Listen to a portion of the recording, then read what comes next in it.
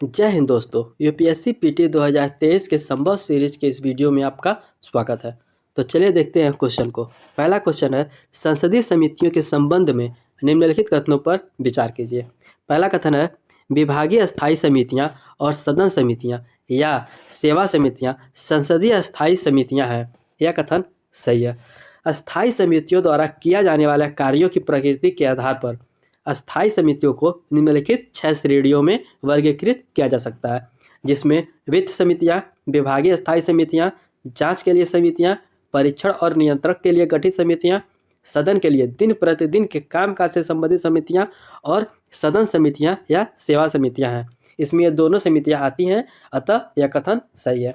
दूसरा कथन है, लोक लेखा समितियां की स्थापना पहली बार वर्ष 1921 में भारत सरकार अधिनियम 1919 के प्रावधान के तहत की गई थी।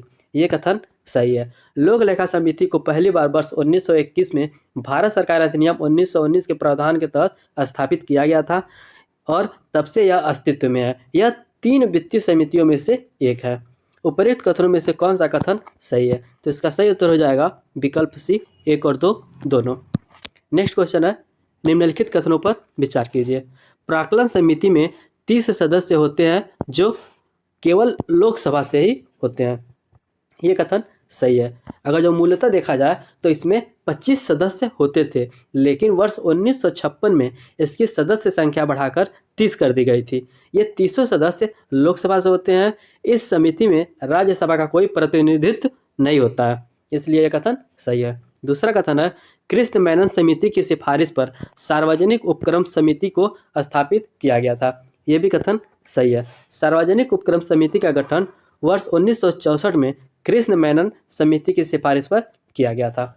उपर्युक्त कथनों में से कौन सा कथन सही है? तो इसका सही उत्तर हो जाएगा विकल्प सी, 1 और 2 दोनों।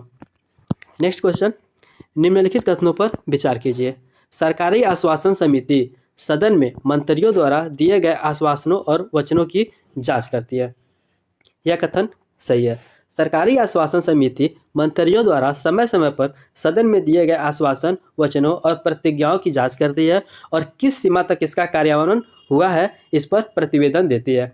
लोकसभा में इसमें 15 सदस्य होते हैं और राज्यसभा में 10 सदस्य होते हैं। इसका गठन वर्ष 1953 में किया गया था। दूसरा कथन है, अधीनस्थ विधायन समिति लाभ के पद के मुद्दों की जांच करती है। यह कथन गलत है। अधीनस्थ विधायन समिति इस बात की जांच करती है कि कार्यपालिका के प्रदत्त विनियमन, नियम, उपनियम और नियमावली बनाने की शक्तियां और संविधान प्रदत्त शक्तियों का उपयोग भली भांति हो रहा है या नहीं। दोनों सदनों में इस समिति में 15 सदस्य होते हैं और इसका भी गठन वर्ष 1953 में ही किया गया था। उपर्युक्त कथनों में से कौन सा कथन सही है? इसका सही उत्तर हो जाएगा विकल्प ए, केवल 1। नेक्स्ट क्वेश्चन है, सलाहकार समितियों के संबंध में निम्नलिखित कथनों पर विचार कीजिए। पहला कथन है, ये समितियां मंत्रियों और संसद सदस्यों के बीच औपचारिक चर्चा के लिए एक मंच प्रदान करती है। ये कथन सही है। सलाहकार समितियां केंद्र सरकार के विभिन्न मंत्रालयों, विभागों से जुड़ी होती है। इसमें संसद के दोनों सदनों के सदस्य होते हैं। ये समितियां सरकार की नई नीतियों और कार्यक्रमों और उनके कार्यान्वयन के तरीकों पर मंत्रियों और संसद सदस्यों के बीच अनौपचारिक चर्चा के लिए एक मंच प्रदान करते हैं। दूसरा कथन है, सलाहकार समितियां संसदीय समितियां नहीं होती हैं। ये भी कथन सही है। उपर्युक्त कथनों में से कौन सा कथन सही है? इसका सही उत्तर हो जाएगा विकल्प सी, 1 और 2 दोनों। नेक्स्ट क्वेश्चन है, संसदीय मंचों, फोरम के संबंध में निम्नलिखित कथनों पर विचार कीजिए। पहला कथन है, लोकसभा अध्यक्ष सभी संसदीय मंचों का पदेन अध्यक्ष होता है। यह कथन गलत है।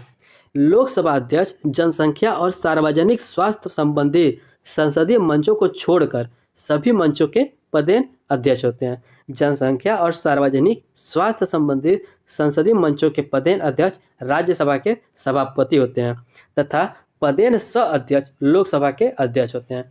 दूसरा कथन है, इस मंच के सदस्यों का कार्यकाल संबंधित सदनों में उसकी सदस्यता के साथ समाप्त हो जाती है। यह कथन सही है। इनके सदस्यों का कार्यकाल संबंधित सदनों में उनकी सदस्यता के साथ समाप्त हो जाती है। कोई सदस्य अध्यक्ष या सभापति को लिखित रूप में अपना त्यागपत्र दे सकता है। उपर्युक्त कथनों में से कौन सा कथन सही नहीं है, यानी कौन सा कथन गलत है? तो केवल पहला कथन गलत है, तो इसका सही उत्तर हो जाएगा विकल्प ए, यानी केवल 1। नेक्स्ट क्वेश्चन है, हिंदू कानून से संबंधित विधियां नियम के संबंध में निम्नलिखित कथनों पर विचार कीजिए। पहला कथन है, मितशरा कानून विधियां केवल दक्षिण भारत के राज्यों में देखने को मिलता है। यह कथन बिल्कुल गलत है।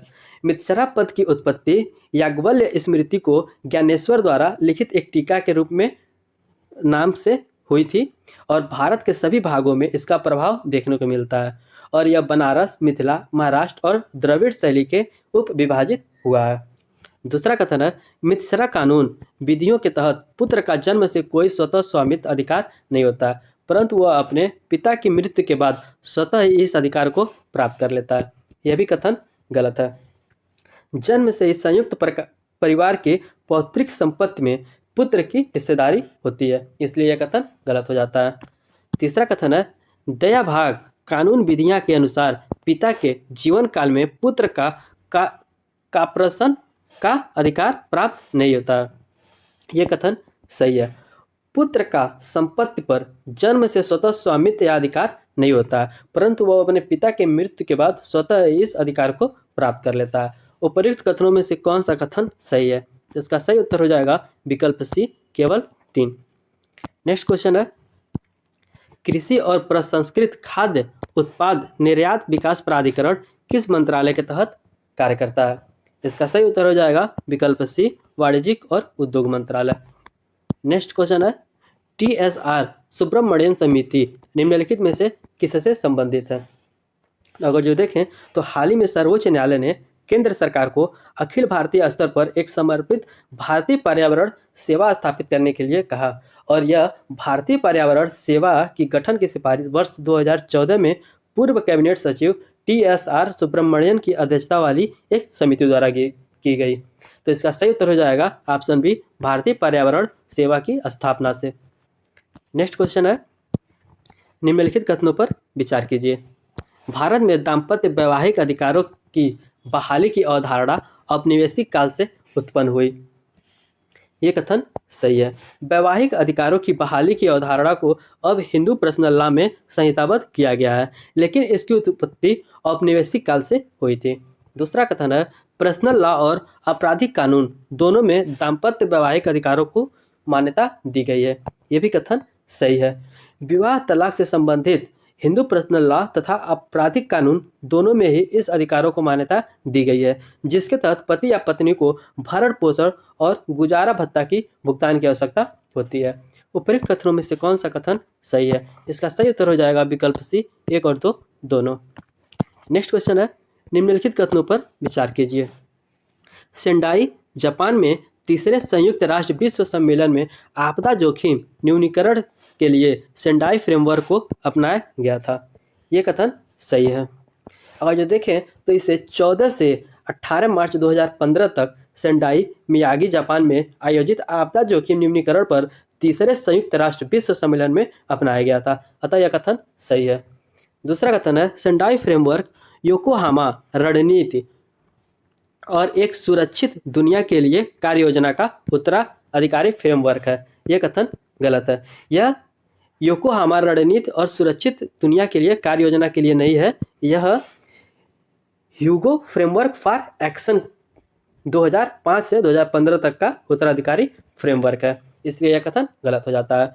उपर्युक्त कथनों में से कौन सा कथन सही नहीं है? तो दूसरा कथन सही नहीं है, इसका सही उत्तर हो जाएगा विकल्प बी, केवल 2।